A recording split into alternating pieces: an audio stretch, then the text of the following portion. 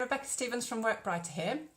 I want to talk to you today about 6 steps for helping you choose the right assessment centre exercises. And the main reason I wanted to bring this up was because I've observed a couple of assessment centres recently for a client, and things didn't go quite according to plan. In the first, they had an off-the-shelf exercise, a generic exercise for an executive level role.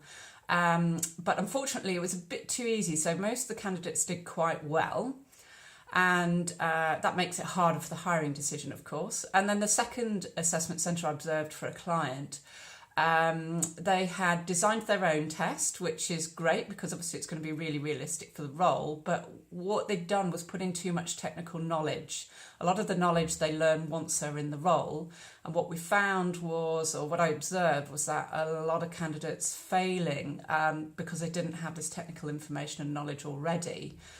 When actually they were going to learn that once they were on the job. So again, equally quite hard to spot the great candidates in that situation. And it struck me that there really are some key principles that you can use when choosing what exercises you might want to use. I guess first off is deciding whether you want an off-the-shelf or bespoke exercise. So really, for me, it's about how many times are you going to use that exercise? Because if you're only using it once or twice, then an off-the-shelf might be absolutely fine. They can start from £30 a head. If you're going to use it many times, then much more economical to design your own. And so that's the first step. I would say the second is, what are you actually trying to measure in terms of role behaviour? So if they are going to be working on a committee, for example, then you would want to be looking at team type behaviours. The third step then is exercise style. Are they going to be doing a lot of writing in the job, or are they going to be doing a lot of talking in the job? So that starts to help you understand whether you want a written exercise, like an analysis exercise, or a role play or a group.